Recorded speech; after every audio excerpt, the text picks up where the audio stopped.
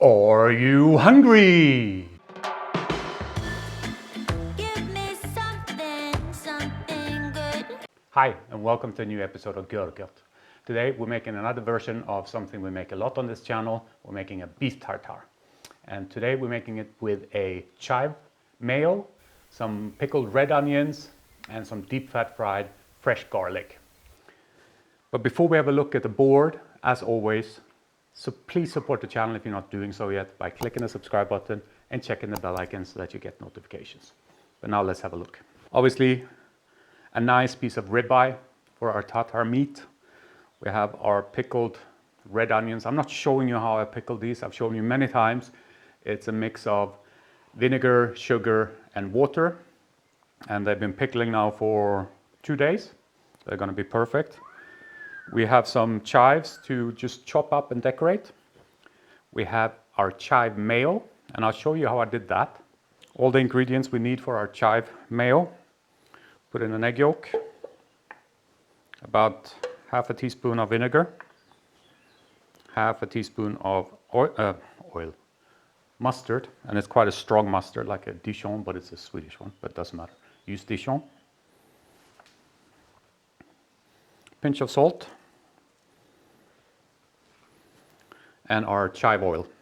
Now, if you follow the channel, you've seen me done herb oils many times, so I'm not showing this today. I do it in the Thermomix, heat the oil up to 60, 65 degrees, blend in the chives, and then just strain it through a straining cloth. We'll first mix the egg, the vinegar, and the mustard. And now, as with any mayonnaise, you start slowly with the oil. So that's our mayonnaise. I would just double check the taste if it's there.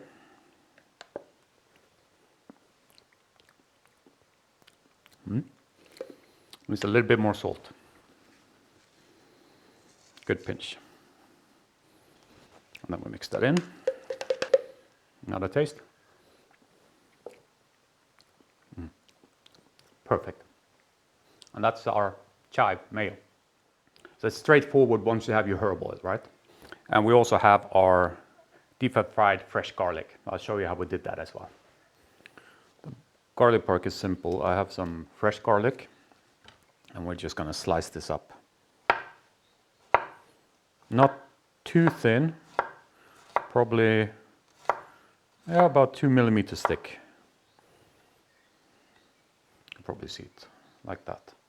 So slice that all up, and at the same time we have some oil heating up on the stove, and then we're just going to pop them in, fry them off, put them on a paper.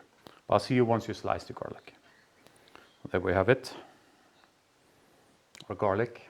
I prefer fresh garlic for this dish because dried garlic is a bit more intense. We just need to wait for the oil. Once that's hot enough, we'll pop it in.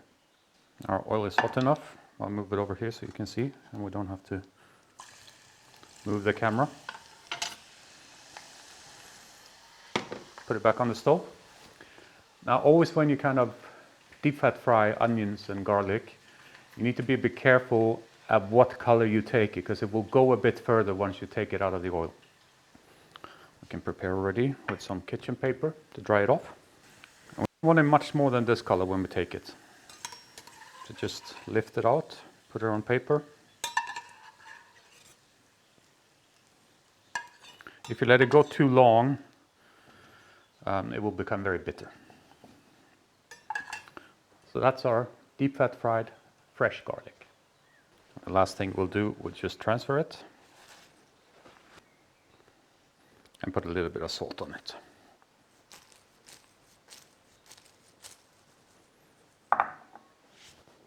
So you've seen the garlic, you've seen the mayo. Now let's get working on the meat. Our wonderful piece of ribeye. Now there's not much that, well, I don't think we need to cut away anything on this one actually. It looks very good. So I'll just show you how I do this, if you haven't seen me do it before.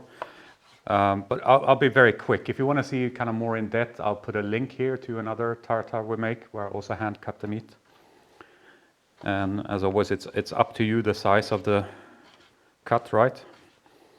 I still like it when you can feel on the tooth that there's something there. So a little bit of texture. And I prefer ribeye because for me it has the perfect fat content. I think fillet is a bit of a shame because there's basically no fat content. And fat is a nice enhancer of the flavor. So this is the size I would normally cut it.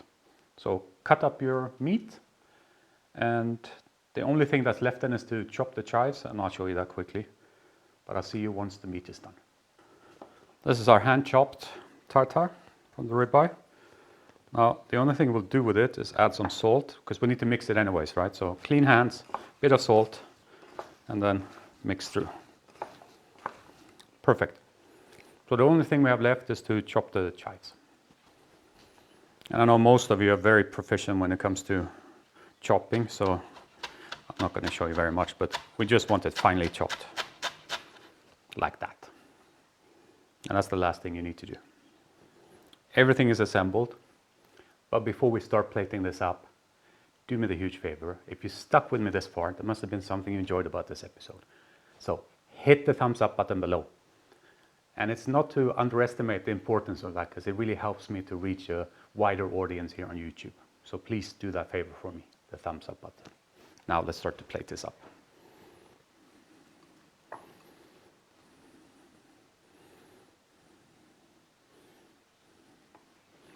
We're going to free plate a bit. I'm not going to use any mold.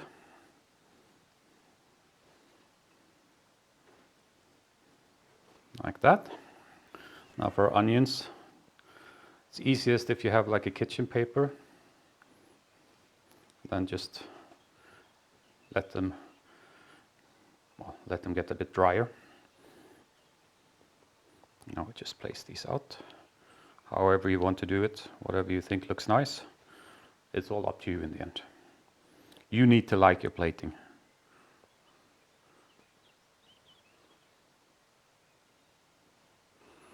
I think we're quite good there. Move it in a bit. Now we'll take some of our garlic. Kind of just stick it in.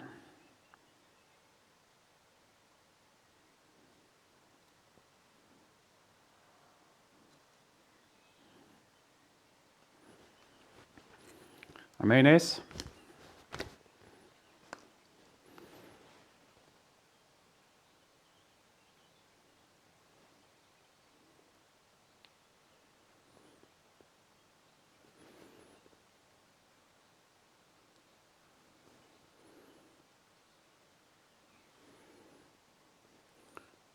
However you want to do it.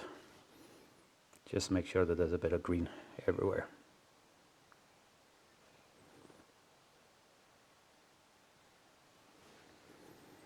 I think that's quite nice. And last but not least, some chives.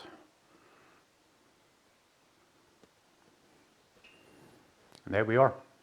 Our steak tartare with chive mayo, chives, deep fat fried garlic, and pickled red onions.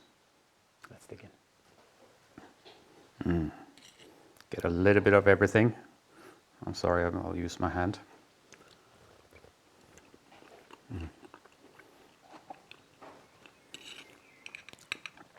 This is really nice and actually quite refreshing, so it's a perfect summer dish. It has a bit of everything. Creaminess, a bit of sourness, sweetness, saltiness.